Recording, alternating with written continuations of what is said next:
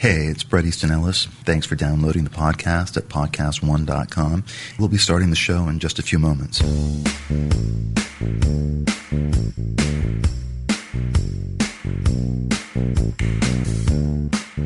Not all meetings can be planned in advance. Things come up, last-minute opportunities, work emergencies, new ideas to discuss. But with people working from different offices or on the go, it can be impossible to get everyone in the same room when you need to meet.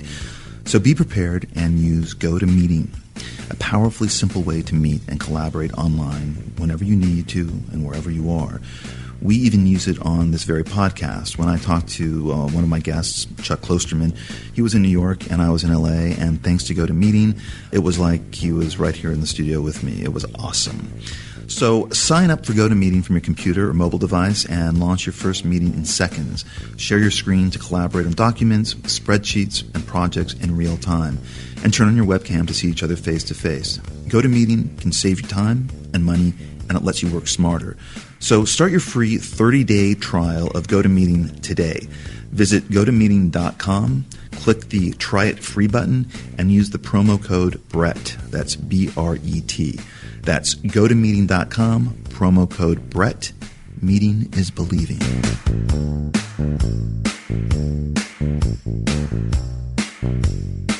The following program is a podcast1.com production.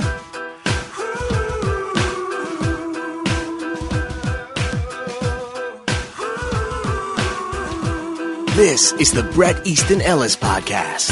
You float into the room, a ruffled feather, a hint of your perfume is a comely tether. Give back my heart you stole, chase down the rabbit hole. This is Bret Easton Ellis, and I'm here with Brandon Boyd today, the lead singer of Incubus, and most recently of a terrific solo side project called Sons of the Sea.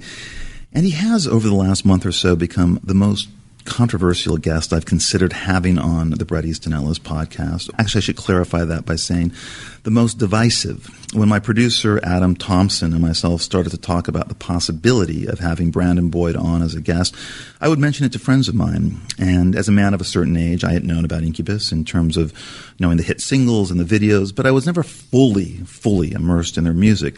But my boyfriend, who, like Brandon, had grown up in Calabasas and is a musician himself, knew all of their music and is a huge fan, as is another friend of mine who, when I mentioned Brandon Boyd, lit up and said, "If you have Brandon Boyd on your podcast, I will finally listen to it now."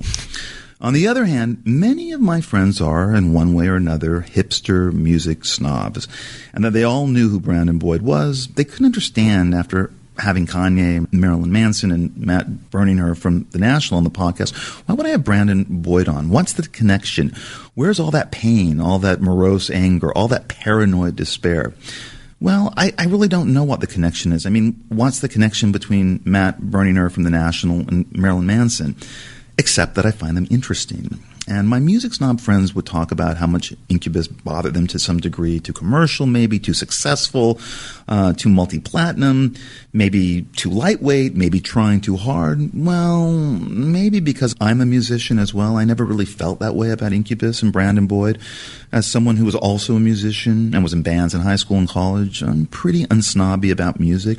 And my taste can run the gamut from Taylor Swift's Red record to James Blake to Tame Impala to Miley Cyrus singing The Climb, to Kurt Weill, to Matchbox 20 singles, to Clout Nothings or the Japan Droids. And I can be interested in musicians as much for their personality and what they represent as much as their music. Well, I like Brandon Boyd's music, and I love his new Sons of the Sea record. Maybe not in the same way that I had a love affair with The National or with The Replacements, but what has always interested me about Brandon Boyd is something rarer that resides in rock and pop music, and that's having a kind of positivity, a serenity, a way of deflating cynicism, not letting irony enter into the picture and have it wreck things to a degree. Though I do think there is something interesting about how an artist can create their work from the massive pain and anger and ego that they carry with them. I think there's also something interesting about people who just like to create. Not everything terrific comes from anger and pain. You can be relatively zen, chill, whatever, and make music that moves people. And Brandon Boyd does, to me, present a version of the artist as someone who is relatively centered, and as someone who has read his published journals, almost Buddhistic in his dealings with the world. There's an openness, something, well, yes, almost earnest in the presentation and approach. And I thought this was even true of the rebellious attitude of Incubus to a degree.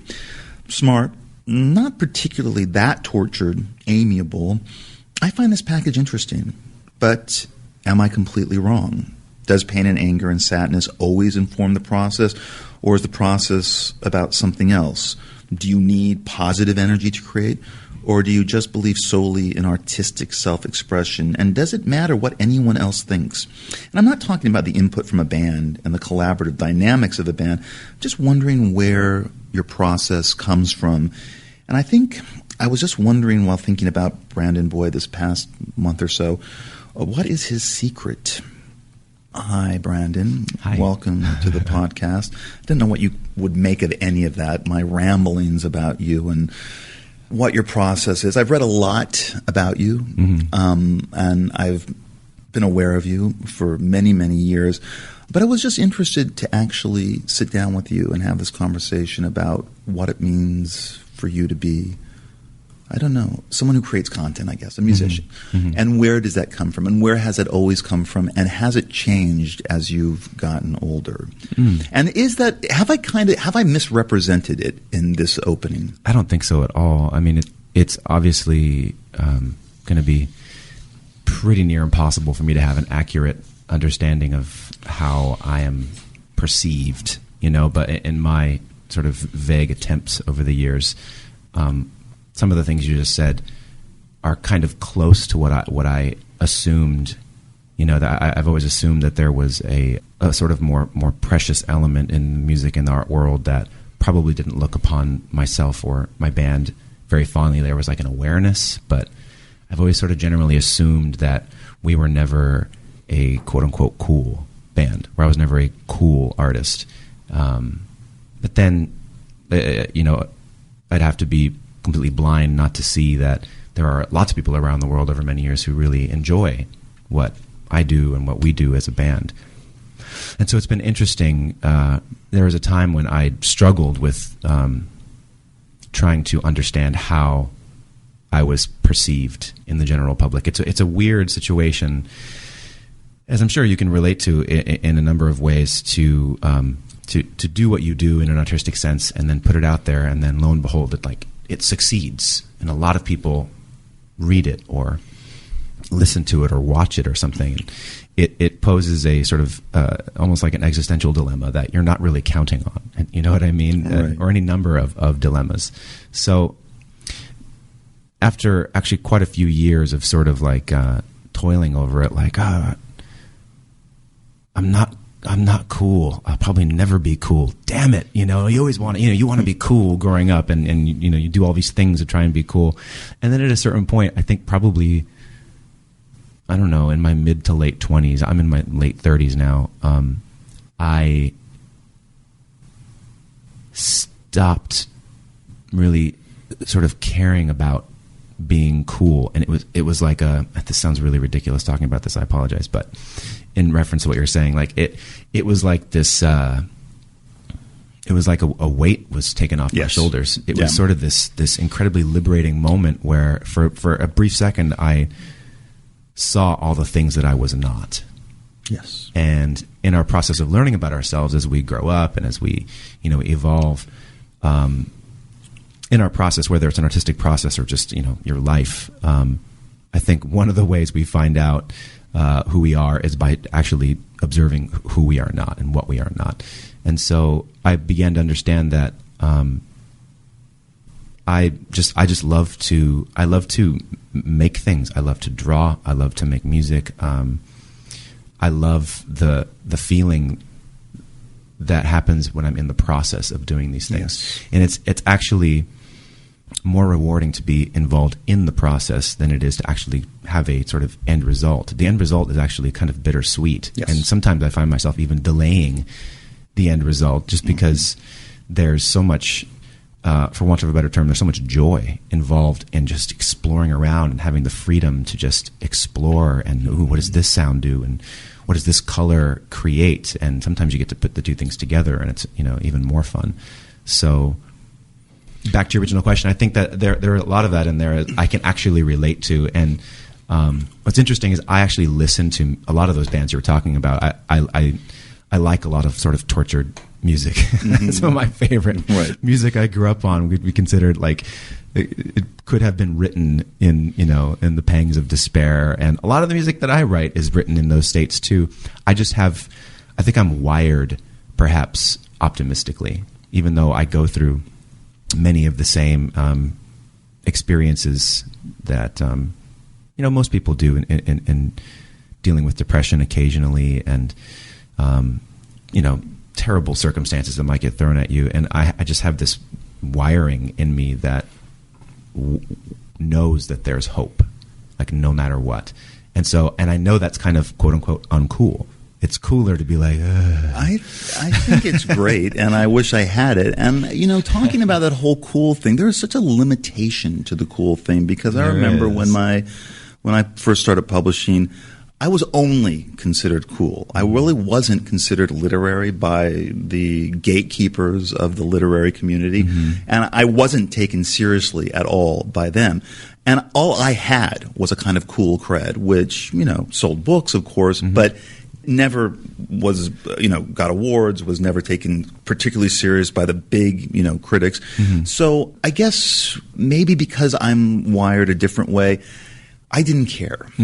I just kind of didn't care. That's a real blessing too, that you had that to begin with. Well, yeah, it's a blessing that I didn't care about that, but it also was tied into a kind of I wouldn't call it a depression, but a kind of despair that I had anyway, a kind of free floating despair. That is, of course, part of why I think I became a writer. Yeah, it was part of why I wanted to sort out these feelings. It's kind of a win-lose situation. It's kind of, okay, well, yeah, I don't let that bother me. Yeah, I already have the armor to create what I want to create without letting people's reaction toward it or distract me from what I want to do. But I think it goes back to how you're raised in a certain way. And I know that you were born in California like myself, and I lived in Sherman Oaks and graduated from the Buckley School. And you were born in Van Nuys and you graduated from Calabasas High in 1994. So, like me, you had a Los Angeles childhood. Well, different times. As you said, you're about at least 10 years younger than me. So that Los Angeles childhood. Well, Calabasas is now much more like the rest of LA than it was then.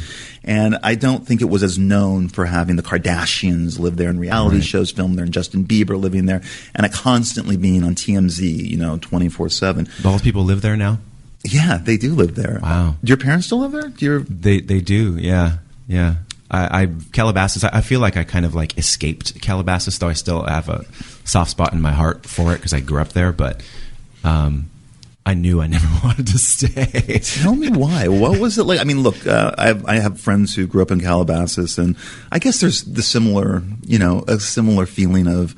But what is it? What is the feeling of Calabasas? Because it's now so kind of known in the world. Yeah. But what was it like in the 80s and 90s, early 90s? I mean, late 80s. I can't complain about it. I have to say that it was far more undeveloped. Obviously, it was a lot more. There were none of those sort of beautiful outdoor malls that are there now, and it was more just rural. And the house I grew up in was just sort of, it was almost like we were in the country, even though it's just sort of a glorified suburb of Los Angeles.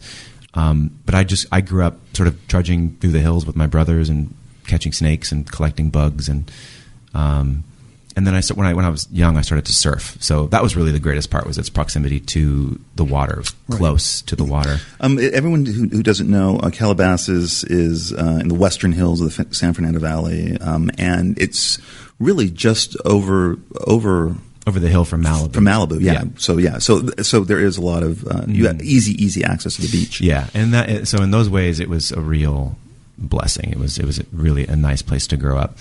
All that being said, there was, for me growing up, there was a real kind of darkness in Calabasas, which in certain ways was inspiring for any young artist. I'm sure it would be, but it also created this impetus in me to want to live someplace else. There was an incredible sense of entitlement that I sensed from the people in that area, which just felt strange. But there was also this incredible sort of drug problem. Or I don't know if it was a problem for them. There was just access to just drugs, but not just pot. I mean, we could get good pot there, which was fun, but there was like crack, and there was speed, and there was heroin, and all these kind of like illicit drugs you would hear about from the inner city or something, but they were just smack dab in Calabasas, like in the parking lot of Calabasas High School. And it was, I didn't do those kinds of drugs growing up, so it was shocking to me. It was like, what is this? Like, it was weird. There was this strange, like I said, there's almost like this darkness about it. Like it was trying to self-sabotage. It was aware that it was sort of bordering on being a rich suburb and too nice. So somehow it had to like deprecate itself. You know what I mean? Like it was strange. It was a really weird energy. So I did my best to throw myself into music. And, we started Incubus when we were in 10th grade, so we were about 15 years old. In a lot of ways sort of kept, my three buddies that I grew up with, we started the band together, kept us out of some of those darker realms of Calabasas. It sounds so funny, like, to talk about it that way, because most of us know Calabasas as it is today. And I guess in certain ways it wasn't terribly different. It was just less developed. But like any kind of a thick drug atmosphere, illicit drug atmosphere, has with it like this darkness. It's like people are trying to escape something.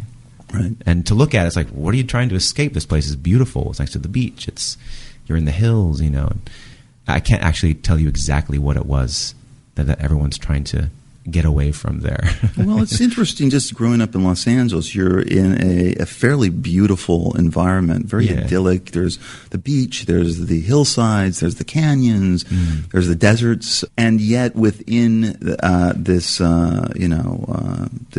world, there was also, for me growing up, a ton of drugs and easy access to drugs. But I think the difference between the late 80s drug use and the early 80s drug use that I was going through was that the Just Say No era really hadn't quite happened. And the idea of the demonization of drugs really hadn't begun to accrue yet. It was still considered kind of cool. We really didn't know anyone who overdosed. Rehab? What the hell was rehab? We didn't even know that was a thing that happened. You just partied, kind of. Right. But it's still, even for me, and when I began to write Less Than Zero, I did begin to see a more insidious effect that drugs had. And it's heightened by the fact that we are in this kind of beautiful, semi-rural atmosphere, and there's so much beauty around us that's so tactile, and yet still wasted kids. Now, as an artist, I love that the dichotomy between the two, and it's inspiring. It's dramatic. It's tense. It's like, it's ironic or whatever, but. Something that you wrote about in your new book, I guess it's your newish book, So the Echo. Yeah, which came out just a few months ago, your third book, which is a collection of sketches and watercolors, photographs, and most interestingly, these musings, or journal entries almost, I saw them as. You wrote about high school, and that you knew you were considered good-looking, and that the take on good-looking kids was, quote-unquote, good-looking kids aren't smart. They don't need to be. And that you, quote-unquote, understood early on that the way I appeared would hinder me as much as it would help me. And I guess the hindering would be that people are blinded by good looks, and they don't bother, or they don't care to look much past the surface of things. But if you're smart, as you were in high school, and good-looking, I would imagine this would either make you cynical and suspicious about the world and its desires, or, just fuck it. You could have a really good time, a great deal of fun. Do you think in terms of hindering you, it altered in any way how some people reacted to Incubus and the band by having such a good-looking frontman? Mm-hmm. I mean, I know you did have – there was a certain kind of critical acclaim, but did you ever think that you weren't being taken more seriously by the rock press because of how you looked? And I also thought it was very interesting when you wrote about how you kind of rebelled against that notion of being a good-looking kid, and how you dealt with it was interesting. If you want to talk about it. Sure.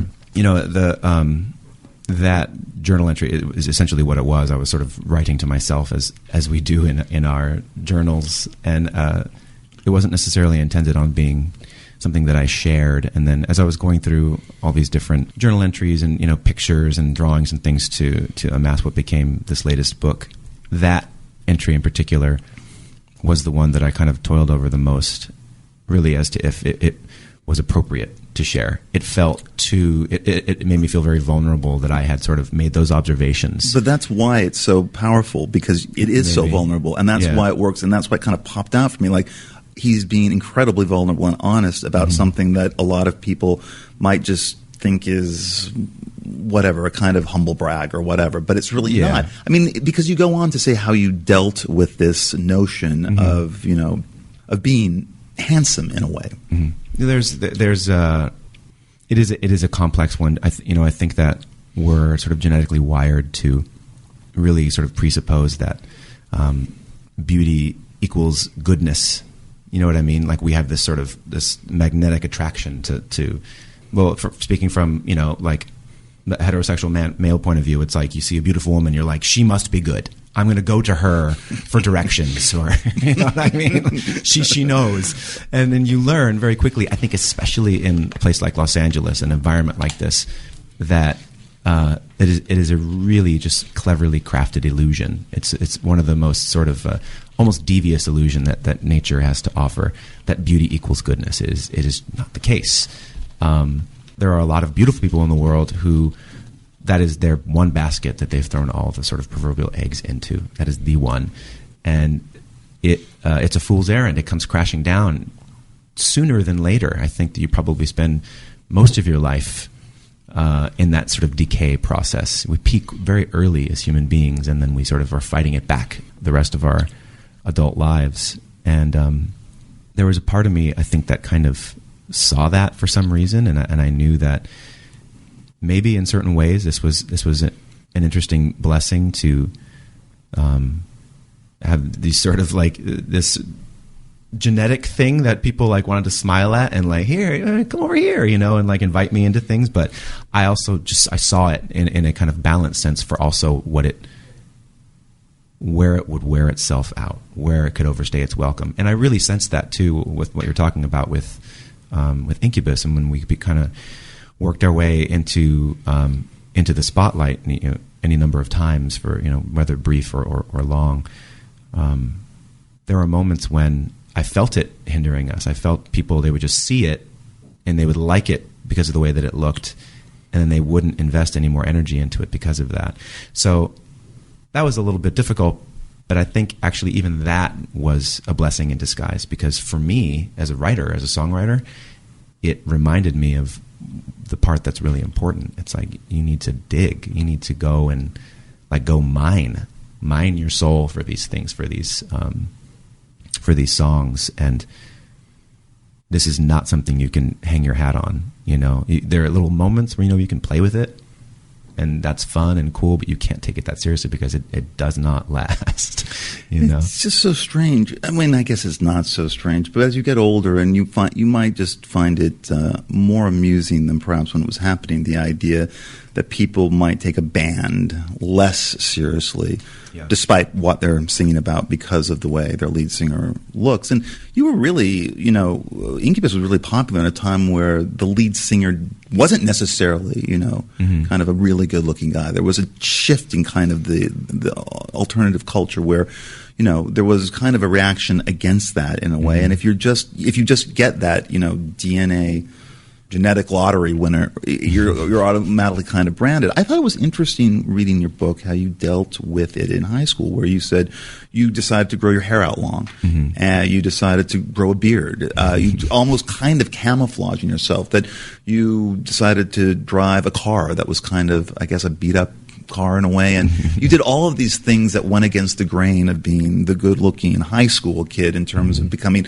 automatically, because of your looks, Mr. Right. Popularity or whatever. Right. So I thought it was just a conscious decision to kind of react against a kind of conformity in a way. It was a reaction against a kind of conformity, which, let's go back to Calabasas, I would assume was a very conformist kind of mini society in this semi-rural area of Los Angeles. Well, even at Calabasas High, many of the kids were, for their 16th birthday, they got a BMW or a Mercedes. It was an interesting environment like that, and so that wasn't an option for me, my family.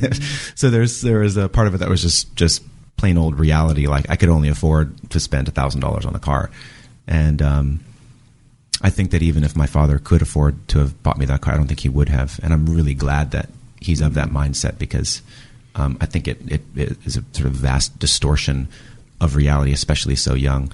So what I did, I think, was just embrace those sort of juxtaposing elements in my childhood, and kind of in an adolescent way. It was sort of an adolescent decision to stop washing my hair and stop shaving and embrace my shitty car.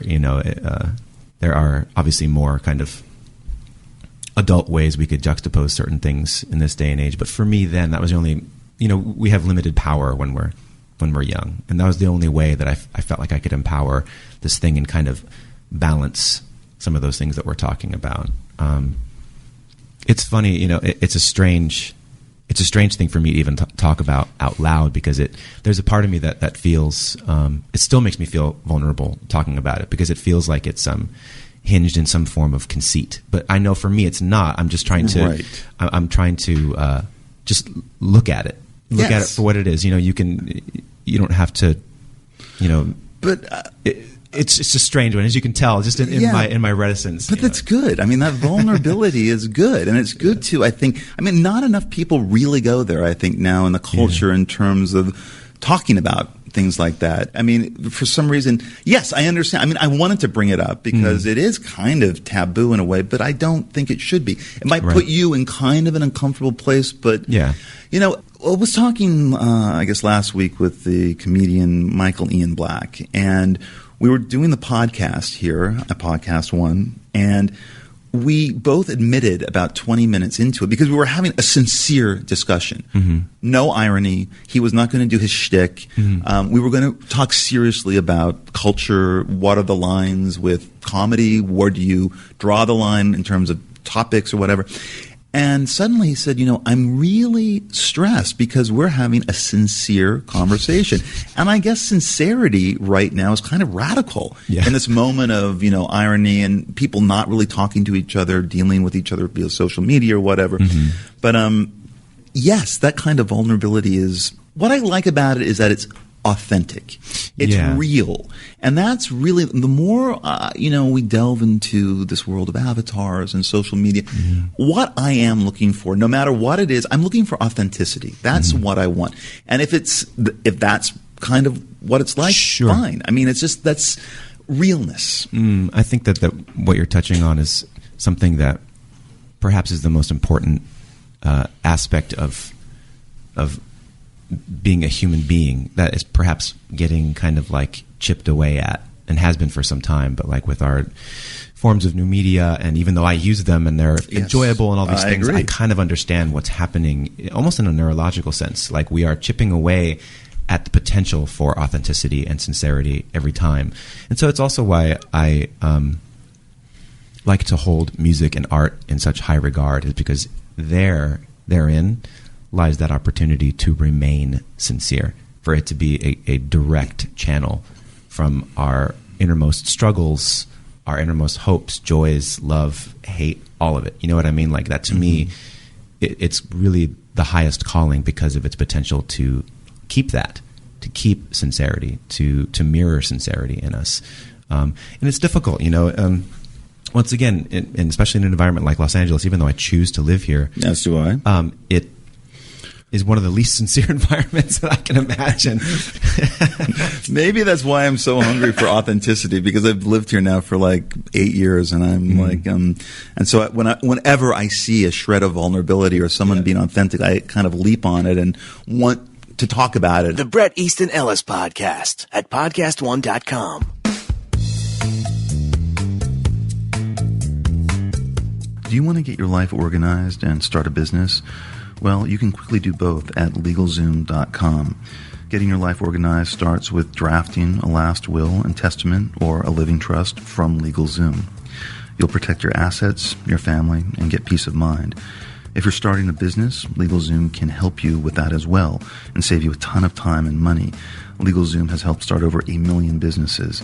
LegalZoom's step-by-step process was created by a team of experts in law and technology. LegalZoom is not a law firm, but can connect you with a third-party attorney and provides you with self-help services. For special savings, enter Bret, that's B-R-E-T, in the referral box at checkout. Please don't let another month go by before you take care of these things for your family and business. From wills to business formation, trademark applications, powers of attorney, and even bankruptcy help, go to LegalZoom.com.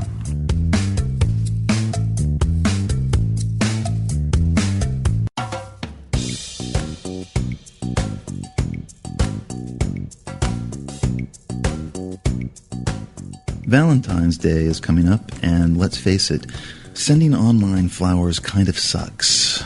You always get burned. $19.99 somehow becomes $74.50, and what shows up isn't what you ordered, and it's mostly dead, and then you get spammed for the rest of your life. So this is why the Books.com was started. That's THEBOUQS.com. Books, because they took the word bouquets and simplified it.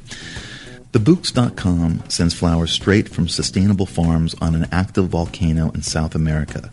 Yes, I'm serious. They come straight from a sustainable farm on an active volcano in South America, and they charge a flat rate of just $40 with free delivery.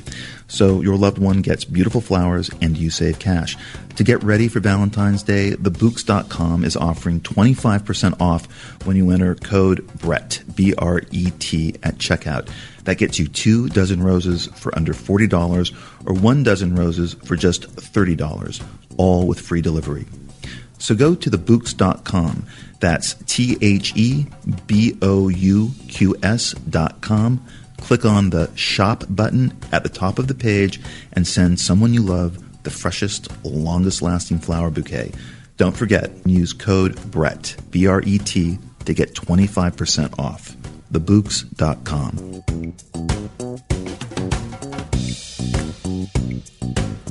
The Bret Easton Ellis Podcast. The writing's on the wall. If I can walk, I will crawl. You rise above them all. We come together. We come together. We come together. Well, I think that maybe I've seen too much. When I was a musician in my late formative years, I guess 16, 17, 18, through my early 20s, that was the time I was most obsessed with listening to the music of the moment, as well as writing music and playing it.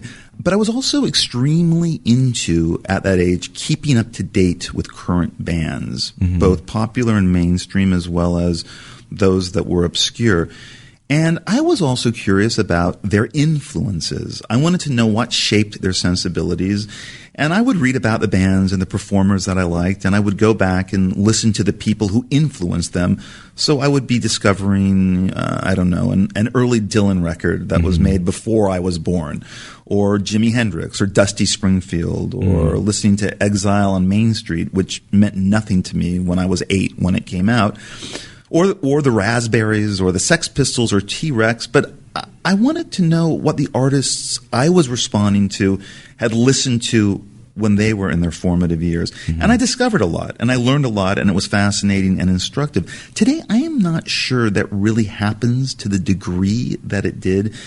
I mean, I'm not sure that people listening to Daft Punk are automatically going back and listening to 70s disco and soul records. Right. And I'm not sure if Giorgio Moroder, and there's a song about him on Random Access Memories, means anything to anyone under 30 now, even though his influence is everywhere with new synth bands. Mm-hmm. But I guess it's because we're confronted by such an avalanche of content now that we simply just didn't have then. Mm. And even though we have easier access in terms of learning about influences, it's understandable that that really isn't happening now. That's not something that people are wired into doing.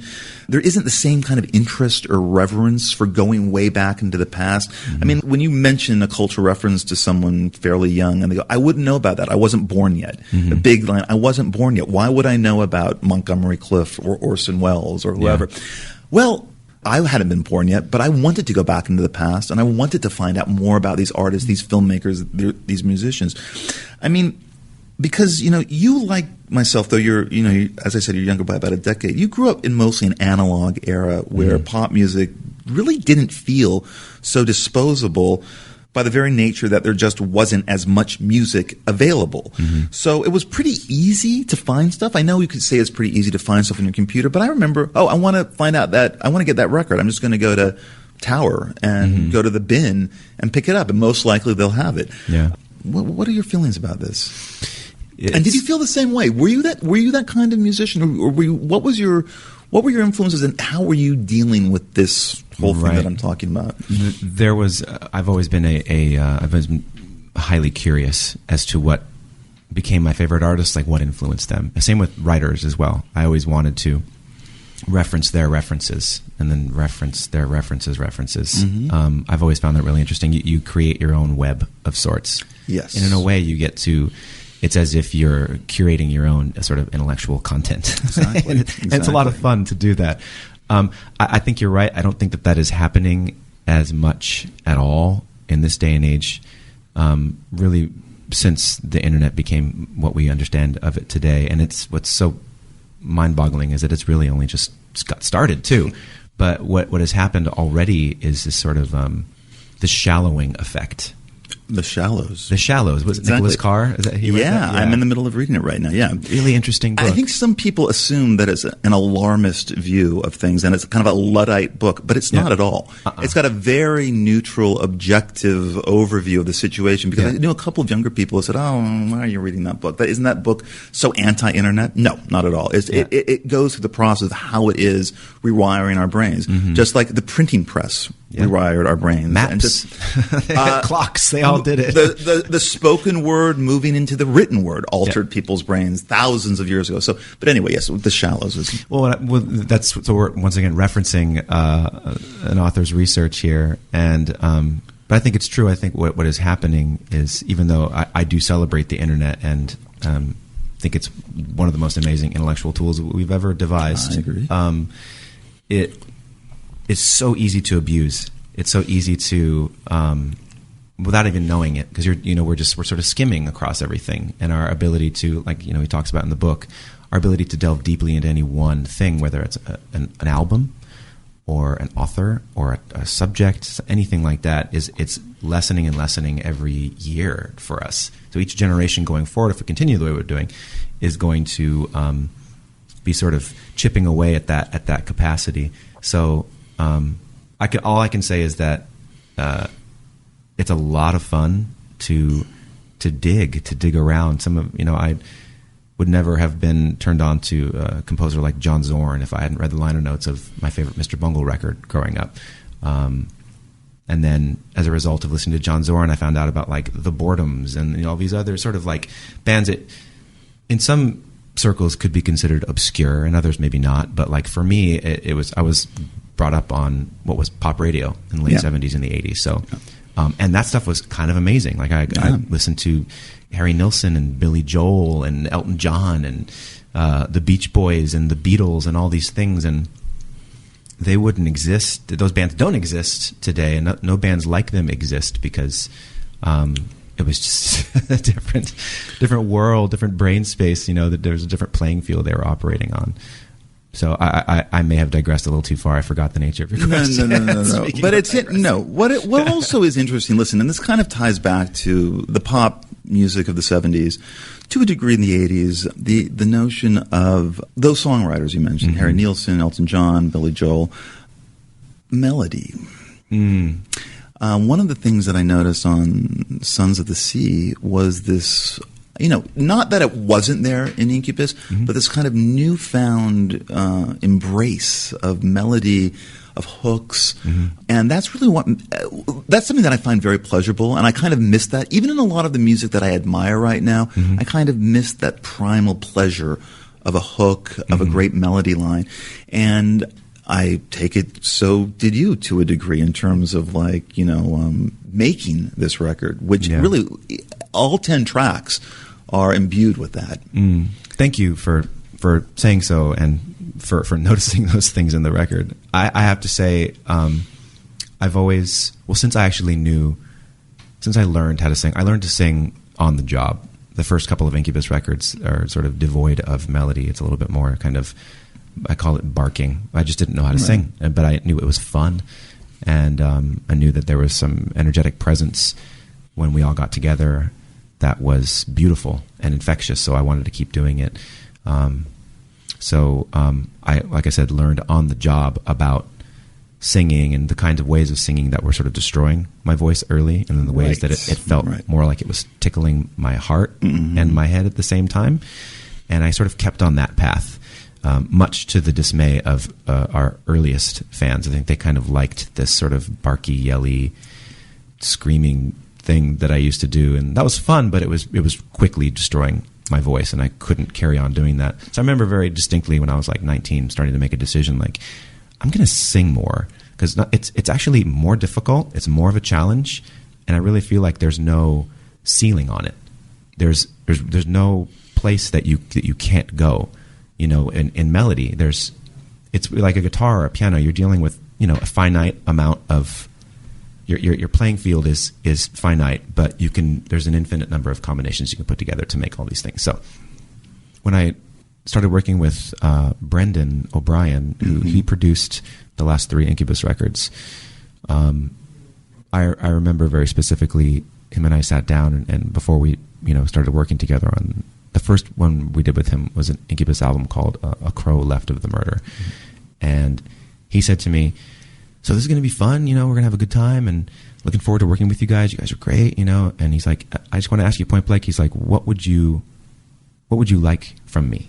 What would you like me to do? How can I help you in this process? And I asked him to challenge me. I said, don't let me become sort of complacent in what I already know how to do. Like, I would very much like to continue to get better as a singer, as a lyricist, as a songwriter. Challenge me. Like, tell me, no, that's not good enough. And he's like, I can do that. He got this little glimmer in his eye. He's like, oh, I can do that. But you really wanted him to. I really wanted him to. And, I'd been challenged in certain ways with the first couple of producers that we worked with. But it was a little bit more like, no, you're good. Like, keep doing that kind of a thing. And that felt limiting to me because I knew, as a young man, it's like, we don't know everything. You can never know everything. That's why we sort of seek out mentors. Yes. And so Brendan early on started acting as a sort of creative mentor musically for me. So we did the 3 Incubus records with him. Each one, he continued to challenge me. And what were the challenges exactly? What were the things that he would, kind of a macro challenge or sometimes specifics? Yeah, he would, a lot of the time it was support, which is great.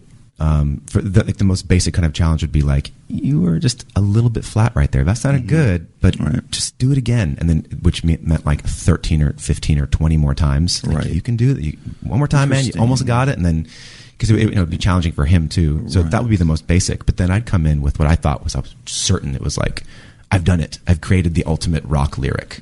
Here it is. And I would sing it, and he sort of would. One of the things he's really good at is the delivery. It's like, that's cool. I don't get what you're talking about, but I guess that's cool, and we can do that if you want. But he's like, I think I'm starting to understand what you're getting at, but there's got to be a better way you can say it. And then he leaves it at that, and I'm like, oh God. okay, and there's a part of you that knows he's right. You know that you stopped at a certain point creatively. You were heading down the road and you're like, ooh, I like that, and you grab it, and then there's a part of you that knows you could have taken it a little bit further and maybe it would be better, but you sort of stop. You self-edit in that moment. So that's what he's always done for me. He's like supported me where I needed support and encouraged me where if something was good, he'd be like, that's really good. Sing that louder, do that, right? That thing you do that more. But then sometimes to tell me like, no, like you're better than that right there. Which is difficult. So with the Sons of the Sea thing, sorry, I'm giving you the long answer. No. Obviously, you responded to Brandon, and you liked that collaboration. Yeah, okay. And so we had a very. He was always the producer to Incubus. So with Sons of the Sea, we had mused off and on for quite a few years about writing songs together, and so we worked together for 10 years before we got to the point where we tried to write a song together. And then so we started writing music together. Before it was called Sons of the Sea, and it was just interesting, like the way that he writes guitar and the way that he composes on piano. It was as if he was giving me space to explore those melodic sensibilities more than I'd ever really known how to. And it was fun. It felt new. It felt like I didn't know what I was doing, which is so much fun if you've been doing it for over 2 decades already. To be sort of like given this opportunity to start again. You know what I mean? So that's what it really felt like. You talk a lot about pain in So the Echo, and I don't want this to be a particularly depressing podcast, but it does come up with all of my guests. Most of my guests create content, they're directors, they're musicians, and it comes up a lot, this notion of pain, depression, how it's either fueled the work or hindered the work to a degree. And you actually, in So the Echo, talk a lot about pain. And I was kind of surprised that you went there with that, because as we've talked about and as you've admitted, you are wired for hope, more or less, in a way. And I know that's a great thing to have, to be able to move through the world like that. And we're not talking about just everyday depression, everyday sadness or stress, but I am curious, in the life of Brandon Boyd, when were you, at what point in your life were you the most down? At what point were you just most surprised at how you got to this place? And what did you do to kind of get out of it? What was the low point? Well, I've had a number of low points. I don't know if I can actually isolate the lowest. Though I can recall it was in the not too distant past. It was a physical calamity that brought me into sort of an emotional one as well. There was. Did you touch upon this in So the Echo? Was it kind of in there a little bit? I may have. Okay. Yeah, I got very sick. My body started shutting down in lots of ways, and I didn't know why. And I had an Achilles tendon injury about 10 years ago, 11 years ago in October, which is whatever. It's like people sever their Achilles tendon and you get it repaired, and then you take the year physical therapy and blah, blah, blah, whatever. That's what happened. It was terribly painful, blah, blah, blah. And then the injury, after 5 years of being okay, my body started to reject the surgery after 5 years. And so my body around that I basically got like a really horrible infection in my leg, and it sort of kind of went through my whole body and shut me down for like 6 months. And so I was just laying on a couch for like 6 months in terrible physical pain, like all over my body. And then I think that if you're on the couch long enough for any reason, you start to get depressed. Right. You can only watch so many movies and read so many books, and before it's like you need some fucking fresh air and get out there. And, So I couldn't do a lot of the sort of physical activities that make me physically happy, like surfing or riding my bicycle or riding a skateboard or something. So I was really left to it created a sort of an existential dilemma, and I was at my lowest point. I was like, "Am I dying? Like, what's happening to me?" And crying a lot and all these terrible things. The way that I got out of it was I just started sitting with my guitar. It sounds really cheesy now. I'm saying it out loud. I apologize. So be vulnerable. Yeah, be vulnerable. There was the only thing there. My girlfriend was being really wonderful, and she was taking care of me and seeing me at my lowest point, and she still loved me, which was incredible. That was an incredible time. But I've never been a good guitar player as far as guitar playing goes, because I was always in a band with like a guitar prodigy guy, and so I'm still not a good guitar player, but I know the guitar. Like, we have a relationship together, we have conversations, and so I basically laid there and just wrote a bunch of music, and it was a long-winded process to sort of pull me out of that thing, and my body started to heal, and I started to kind of like see the sunshine a little bit more, and I made a record called the Wild Trapeze. It was actually my first solo record. Right. So I was still healing when I went into the forest way upstate in New York with my friend Dave Fridman, and he produced this record. It was just the two of us, and I played all the instruments on the record, and it's kind of crappy, but in like a really sincere way, and like a really good way. It sucks really well. That's how I like to describe it. And it woke me up to the fact that I had a lot more music in me than I was writing only with Incubus. And I decided to give myself permission to do that, because I love being in Incubus. I love this band. I've always loved it. I continue to love it, but there's more there. I feel like that what happened coming out of that period of like physical depression and emotional depression was, I decided to give myself permission to like do many things, to have many arms, right, and touch many things, and almost be like sort of like in this polyamorous relationship with creativity.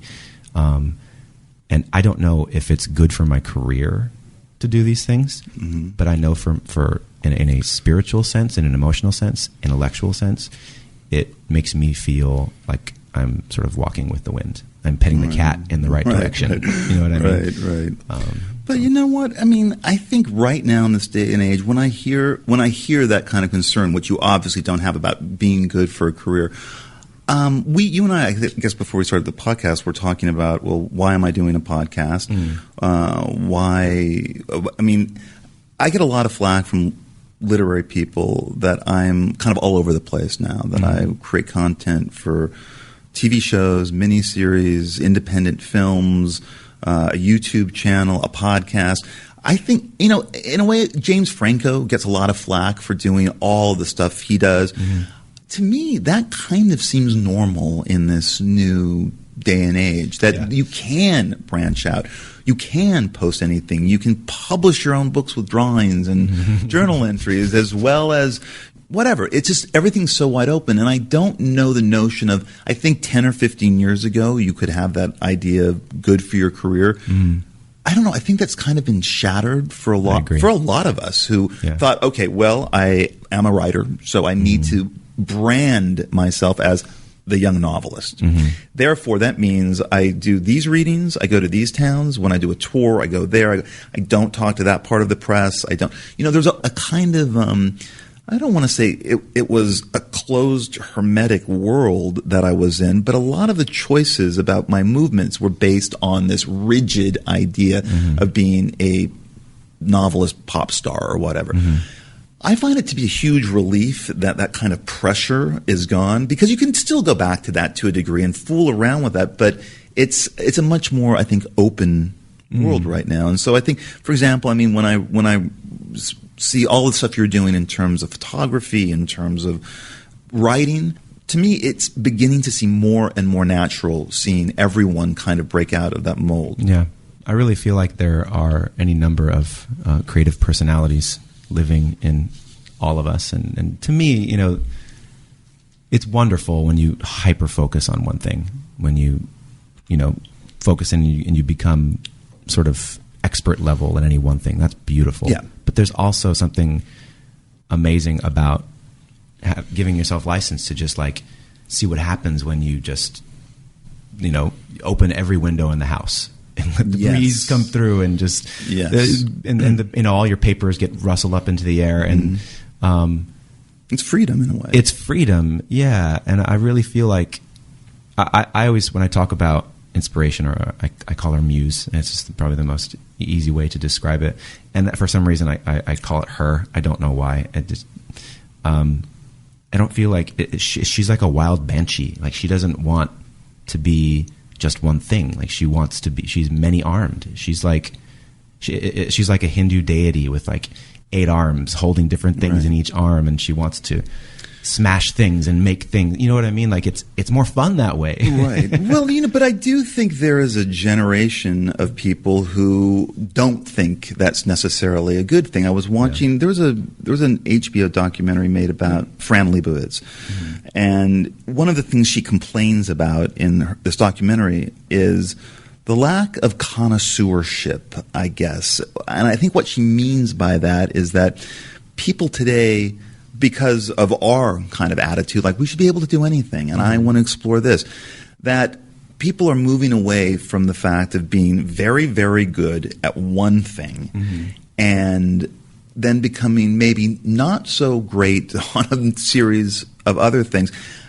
And that's a problem for Fran. Now, it's only a problem, I think, if you have that kind of rigid mentality, a kind of what I like to call an empire mentality, where we all are stuck in the empire, and we've moved into the post-empire now, the post-empire world that technology helped move us into. Yeah. And that has, for some people, felt like a trap. Like, what do you mean you're blogging about this, and you're writing a novel too, and you're going to be recording songs with your girlfriend and posting them on Facebook? I'm just talking about on a low level, just like the kid out there who's doing this stuff. So just to remember that there is that mindset as well, that thinks that sense of freedom is kind of watering things down in a way. And I'm completely willing to admit that she might be right. Maybe it is bad, but I think where I'm at this moment, I think maybe you share in the sentiment, is I don't care. Like it don't care. It ended. The caring. I can't hold that pose anymore. I can't do it, and I'm glad I can't. It's great. It feels good, right? It feels like really a weight's been taken off the shoulders. It's like, oh, you can kind of do anything you want. Come up with it, try it. If it doesn't work, failing is one of the greatest experiences I think that one could ever have. I failed a lot. I'll continue to fail, knock wood. I'm not saying I enjoy it, but I'm saying it's been some of the most educational, creative experiences I've had, is learning how to navigate my way up and out of a vast failure. Yes. And you're going to fail more if you try more things. Absolutely going to fail more, but I don't think even failing is necessarily bad. Exactly. I think we learn a lot about ourselves in those processes. I agree, and I think that there was something about growing up in an era where you failed and you learned from it, instead of you fail and you got 4 gold stars and a trophy because you just showed up. Yeah. And I find it interesting how my much younger friends deal with failure, or the idea of failure, compared to people of my age who it was just part of life and you just dealt with it. And a lot of crappy things are going to be happening to you as you get older. It's just not avoidable. Yeah. And it's interesting to see a younger generation be so sensitive about things that just kind of happen, that are just life.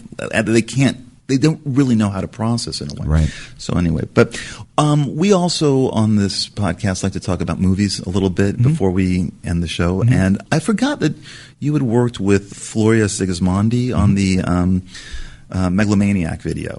Also a video called Talk Shows on Mute. Oh, okay, right. Yeah. And I like Floria. We were going to do a project together that kind of didn't come together. And I like her video work. And I really liked her movie, The Runaways, which is, for those of you who don't know, it's a rock biopic about the early years and the formation of the band The Runaways, primarily focusing on Cherie Currie and Joan Jett. It's pretty tough and no-nonsense movie, but like most music biopics, it can't help but probably sugarcoat things a little bit. There's a bit of redemption, but it's not like a total rewrite, or like Walk the Line, for example, which for me, the Johnny Cash biopic with Joaquin Phoenix and Reese Witherspoon, as effective as their performances were, it really did completely rewrite the sensibility of Johnny Cash, where they reduced him to just a little boy in love with a country girl and wanting to win. When you're talking about a major artist here with a vast vast abyss of darkness that swept over him. Mm-hmm. And the movie ends with a happy ending of them proposing to her on a stage. This is the convention of the Hollywood biopic Sure. in a sense. But there are also other biopics about bands that are good. And I wondered if you'd ever seen the Joy Division one, Control, by Anton Corbijn. Yes. Which I think is an incredibly effective rock music bio. Not only because, of course, it's built into the tragedy at the center of Control, which is Ian Curtis commits suicide. The band dissolves. But up until then, just its approach was so kind of minimal and elegant, and the way the music was integrated into it just had this kind of it was very artificial looking, but it also felt within that artificiality to represent the band, to represent the sensibility of the band. And It felt almost effortless to me, the film. I loved it. It's actually one of my favorite biopics in recent memory. Yeah. And I was kind of thinking, what else is there that is kind of on the level of Control in terms of a movie that explores music, explores the notion of being in a band, explores the notion. I guess it's difficult to do that. I mean, it's because it's like, to do it really, really accurately, it would probably be incredibly frustrating to watch and kind of agonizing, as in like a group therapy session being filmed. Yeah. Being in a band is hard. I mean, it's you're in a marriage and there's no sex. So you're in a sexless marriage. Well, not if you're in Fleetwood Mac, but still. True. But you have this other wonderful form of intimacy in that you create music together. And making music and making love are actually they're wonderfully similar in certain ways. In energetic ways, they are so similar that I feel like it's probably been talked about ad nauseum over the years. But you're in this energetic exchange with people who you have these silent agreements with this whole time, and for a couple of hours every night, you are doing this with them, and then it has all the same sort of pitfalls of sex in a marriage, and that like it becomes routine, and then now you got to spice it up, and then play a different set. You know what I mean? And then even to do something like want to branch out from that marriage, there's a little part of you that's like, am I like betraying this marriage? So there's a lot of like, you have to, once again, sorry to be redundant, but like give yourself permission to be, and I use the term too, like polyamorous, like be creatively polyamorous as you branch out from that initial marriage. But back to music films. Control, I loved from the minute it started because I felt like every shot looked like a beautiful photograph. Yes. There was not one shot in there where I wasn't going like, whoa, this is so beautiful. They could like put the whole film in stills through a room, and I would walk through the room slowly and still admire it. But also it felt appropriate for the nature of that band. Yeah, there was no happy ending, and they weren't trying to either. Right, and just that time of 70s Manchester and the punk movement flowing into the new wave movement. Yeah. It just seemed stylistically apt for that movie. Music biopics are tough. I'll probably think of a couple. The real problem is just movies about the rock scene can always tumble into a kind of inauthenticity in a way, or they become overblown or overdramatic. And there's one that I'm thinking of, that Spinal Tap movie always frightened me growing up, being in a band, growing up in a band, and I would see pieces of Spinal Tap and I didn't want to watch it because I knew it was a joke and I knew it was sort of a mockumentary and this whole thing, but it seemed too real. And so I allowed myself to watch it about, 10 or 12 years ago from front to back. And I know it's a comedy and I know it's not real, but it is so real in so many ways to what the goofiness of being in a band and the entitlements and the ego things and all those things. And in a way, it's kind of genius. It's more accurate. It's a more accurate depiction of being in a band than other kind of like more established biopics have been. So it was kind of embarrassing. It's a little embarrassing. Yeah. The other part about being in a band that's difficult is that you're an adult that's sort of given license to just hover in this perpetual state of adolescence. And so occasionally as an adult, there's a part of you that's like, ugh. will you go get me a sandwich? And you feel kind of ridiculous. But, that's what you see what I'm getting at? Like there's a part of you that desperately wants it to be more sort of legitimate than it is. So you have to take it with a grain of salt, and you can't really take yourself that seriously, which actually, going back to what we originally talked about, could be one of the areas where I've been able to find some modicum of happiness in amongst all of this craziness, is that I've learned not to take any of it that seriously. Because if you pull back just a little bit, and look at it, it is kind of funny. It's a funny job. It's a funny way to like go about your life. It's beautiful. I love it. A lot of the time it's actually really kind of goofy and embarrassing. Well, Brandon, thank you for being here on the Bret Easton Ellis podcast. Thank you so much for having me.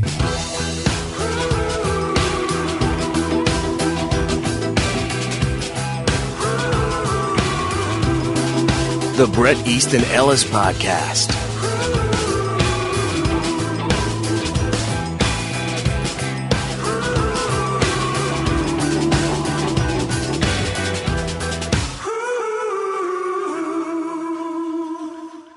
Only new Arm & Hammer Clump & Seal cat litter guarantees an odor-free home for 7 days. My name is Erin. I manage a pet sitting company. I honestly feel like I have the most experience with litter boxes of any person I know. Clump & Seal is totally different. Even after 7 days, I did not notice any odor. You're not getting the dust that comes up. There was some sort of sealing magic happening. New Arm & Hammer Clump & Seal cat litter. 7-day odor-free home guaranteed. Look on the package for $3 off. Buy a box, see what you think in 7 days, because it's legit.